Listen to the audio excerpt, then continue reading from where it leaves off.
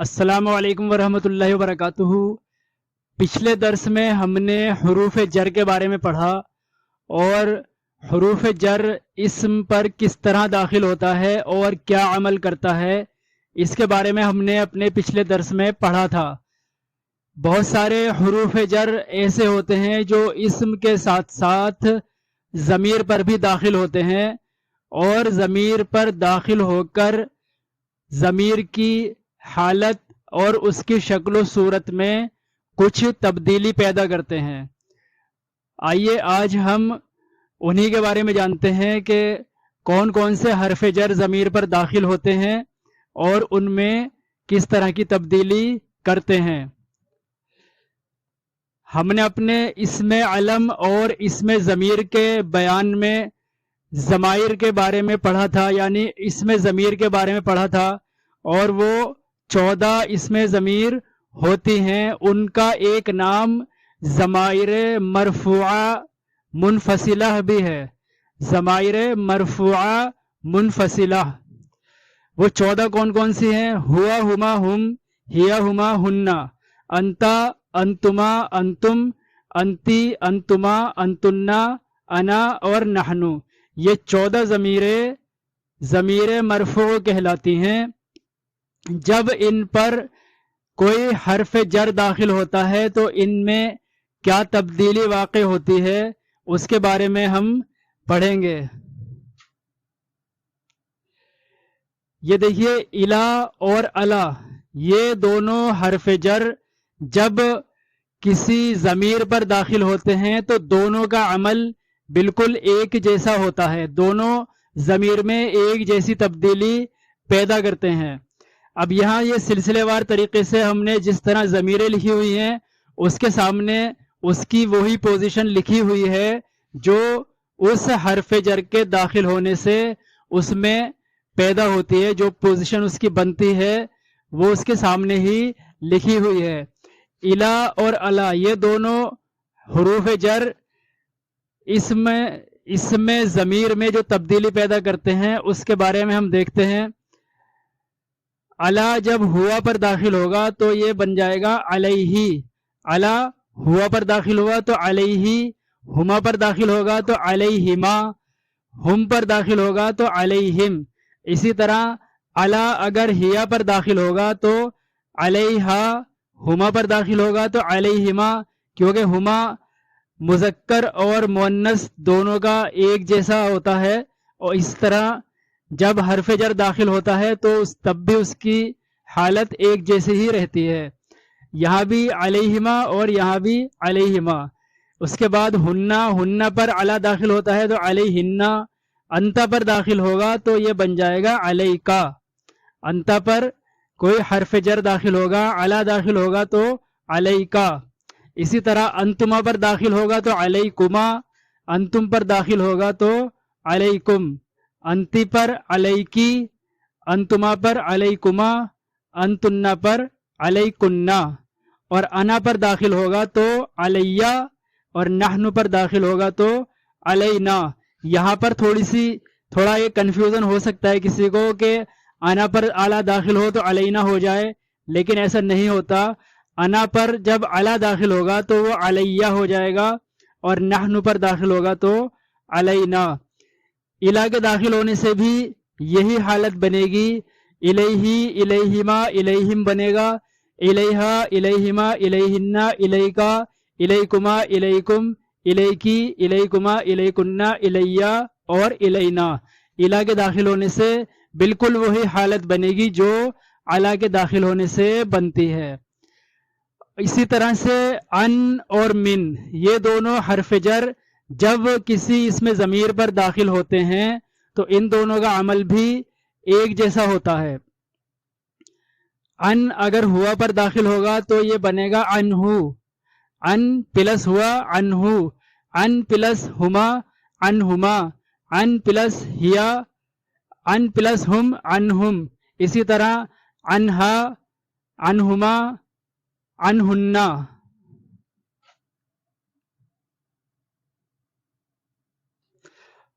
انتا پر داخل ہوگا تو ان کا، انتما پر داخل ہوگا تو انکما، انتم پر داخل ہوگا تو انکم، اسی طرح سے انکی، انکما، انکنہ، انی اور انا.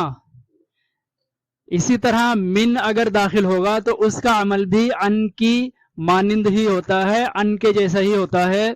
جیسے من داخل ہوگا تو اس کو پڑھیں گے منہو، منہما، منہم، منہا، منہما، منہنہ. من کا، منکما، منکم، من کی، منکما، منکنہ، منی اور منا. تو 14 ضمیریں جو ہوتی ہیں ہوا، ہما، ہم، ہیا، ہما، ہنہ، انتا، انتما، انتم، انتی، انتما، انتنا، انا، نحنو. ان 14 ضمیروں پر الا اور علا داخل ہوا تو ان کی پوزیشن، ان کی حالت ایک جیسی رہتی ہے، اور من اور ان کے داخل ہونے سے بھی ان کی حالت ایک جیسی ہوتی ہے. یعنی جو ان کے داخل ہونے سے جو اس کی حالت بنے گی وہی من کے داخل ہونے سے بنے گی. اسی طرح علا کے داخل ہونے سے جو حالت بنے گی وہی الا کے داخل ہونے سے بنے گی. ابھی ہم نے کچھ حروف جر یعنی الا، علا، من اور ان کو ضمائر پر داخل کر کے دکھایا کہ ان کے داخل ہونے سے ضمیروں میں ان کی شکل و صورت میں کیا تبدیلی آتی ہے. اب ہم کچھ اور حروف جر کو ان ضمیروں پر داخل کریں گے اور یہ دیکھیں گے کہ ان کے داخل ہونے سے ان کی شکل و صورت میں کیا بدلاؤ آتا ہے. سب سے پہلے با اور فی اور لام، یہ 3 حروف جر آج ہم ان ضمیروں پر داخل کریں گے. فی کے بارے میں تو میں آپ کو زبانی بتا دیتا ہوں. فی جب کسی ضمیر پر داخل ہوتا ہے تو اسی طرح عمل کرتا ہے جیسے الا اور علا عمل کرتے ہیں.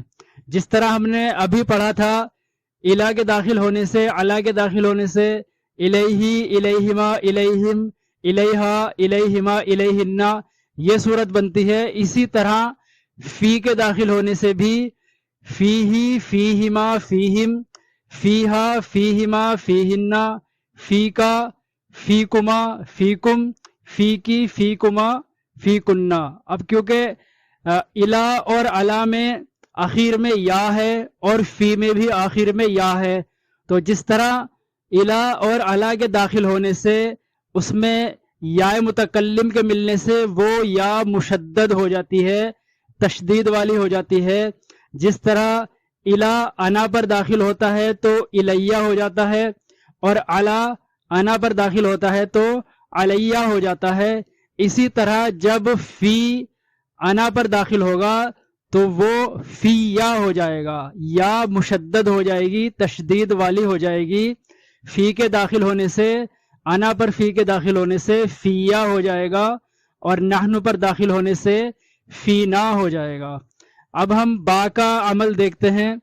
جب یہ با ان ضمائر پر داخل ہوتا ہے تو اس کی حالت اس طرح رہتی ہے، بہی ہوا پر داخل ہونے سے بہی، ہما پر بہیما، ہم پر داخل ہونے سے بہم، پھر بہا، بہما اور بہنہ. انتا پر داخل ہونے سے بکا، انتما پر بکما، انتم پر بکم، انتی پر بکی، انتما پر بکما اور انتن پر بکنہ. انا پر داخل ہوگا تو بی اور نحن پر داخل ہوگا تو بنا. لیکن لام تمام ضمیروں پر زیر کے ساتھ نہیں بلکہ زبر کے ساتھ داخل ہوتا ہے سوائے واحد متکلم کے. یعنی جو انا کا جو صیغہ ہوتا ہے واحد متکلم جسے کہتے ہیں، جو مذکر اور مؤنث دونوں کے لیے آتا ہے، اس پر جب لام حرف جر داخل ہوگا تو زیر کے ساتھ آئے گا، باقی تمام ضمیروں پر زبر کے ساتھ آئے گا. آئیے اس کی گردان دیکھ لیتے ہیں. یہ لام جب ہوا پر داخل ہوگا تو لہو ہو جائے گا، جب ہما پر داخل ہوگا تو لہما، ہم پر داخل ہوگا تو لہم، ہیا پر داخل ہوگا تو لہا، ہما پر داخل ہوگا تو لہما، ہن پر داخل ہوگا تو لہنہ. اسی طرح انتا پر آئے گا تو لکا، لکما، لکم، لکی، لکما، لکنہ. یہاں پر یعنی واحد متکلم کی جو ضمیر ہے انا، اس پر جب لام داخل ہوگا تو یہ زیر کے ساتھ آئے گا لی، اور جب نحنو پر یعنی جمع متکلم پر داخل ہوگا تو زبر کے ہی ساتھ آئے گا لنا۔ تو لام جو حرف جر ہے وہ تمام ضمیروں پر زیر کے ساتھ نہیں آتا، زبر کے ساتھ آتا ہے، سوائے واحد متکلم کے، یعنی انا پر داخل ہوگا تو زیر کے ساتھ آئے گا، باقی تمام ضمیروں پر جیسا کہ آپ یہاں دیکھ رہے ہیں زبر کے ساتھ داخل ہوتا ہے۔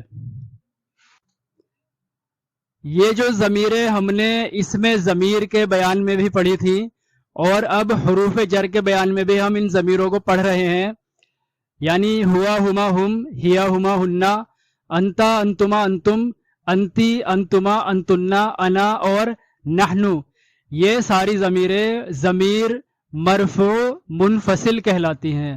مرفوع اس لیے کیونکہ یہ حالت رفعی میں ہوتی ہیں، اور منفصل اس لیے کہ یہ کسی بھی اور کلمے سے فاصلہ رکھتی ہیں، ابھی ان پر کوئی اور کلمہ، کوئی اسم وغیرہ داخل نہیں ہوا ہے، اس لیے یہ ضمیریں ضمیر مرفوع منفصل کہلاتی ہیں۔ لیکن جب ہم نے ان پر حروف جر کو داخل کر دیا تو اب ان کا نام تبدیل ہو گیا، اب ان کو کہا جاتا ہے ضمیر مجرور متصل۔ مجرور اس لیے کیونکہ ان پر حرف جر داخل ہو گیا ہے، اور حرف جر جس اسم پر داخل ہوتا ہے اس کو جر دیتا ہے، اور اس اسم کو مجرور کہا جاتا ہے۔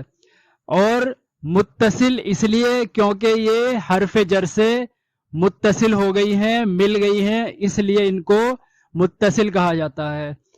تو حرف جر کے داخل ہونے سے ضمیروں میں شکلاً تو تبدیلی آتی ہی ہے، ان کا نام بھی بدل جاتا ہے۔